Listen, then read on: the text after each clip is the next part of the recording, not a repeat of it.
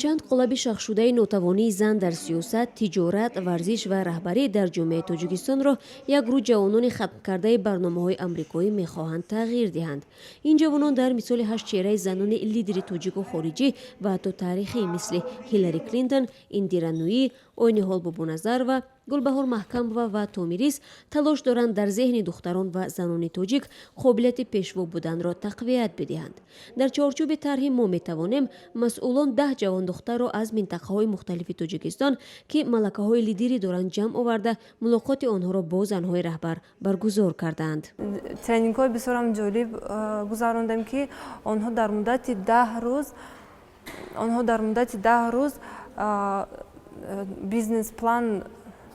навистани бизнес-планро омӯхтанд ва ҳоло имрӯз охирон рӯзи лоиҳа мебошад, яъне конферонс мо ташкил кардем имрӯз барои ҳисси баланди лидерии дигар занони тоҷикро баланд намудан.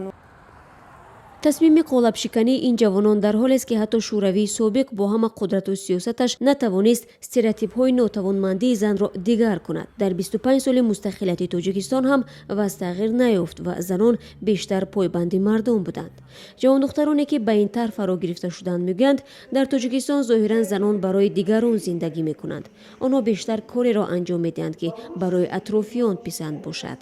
пеш аз ҳама духтарони мо бештар побанди афкори ҷомеа ҳастанд ва ин чиз бояд бигӯям, ки яке аз хатогиҳои бузурги мо аст, чунки мо бештар пеш аз он ки мо худро гӯш кунем, мо побанди фикри ҷомеа ҳастем. Афкори онҳо барои мо арзиши бештар дорад нисбат ба он ки мо худамонро гӯш карда бошем ва барои шикастани ин гуна як қолабҳои манфӣ духтарон бояд ҳамеша кӯшиш дошта бошанд, яъне новобаста аз он ки барои ӯ дар бораи ӯ чӣ мегӯяд, бояд ҳамеша ба самти пеш қадам занад ва ҳаракат кунад, ки вай худро нишон диҳад, на он ки масалан афкори ҷомеа вайро чӣ гуна нишон медиҳад.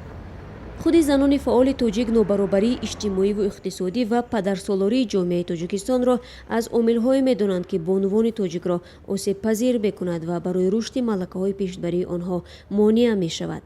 Ойниҳол Бобоназарова нахустин зан дар таърихи Тоҷикистон, ки муддаии курсии раёсати ин ҷумҳурӣ шуда буд, талоши қолабшикании гурӯҳи ҷавононро барои тарбияи духтарони пешбар қадами ибтидоие медонад, ки бояд дар ҷомеа гузошта шавад. ба гуфтаи хонум Ойниҳол, духтарон ва заноне, ки дар кишварҳои Аврупо ва Амрико таҳсил карданд, корҳои зиёдеро дар ҷомеа анҷом додан метавонанд, ба шарте, ки ҳукумат аз онҳо пуштибонӣ кунад. ин гуфтугузорҳо дар ҳолест, ки тибқи оморҳо нисфи ҷамъияти Тоҷикистонро занон ташкил медиҳанд. Бар асоси қонуни асосӣ, Тоҷикистон як кишвари дунявӣ аст, ки баробарии ҳуқуқи зану мардро дар банди махсус танзим кардааст. вале ҳукумат, ки ба сурати умум мардсолор аст, ин шеваро ба сари ҷомеа низ таҳмил намудааст.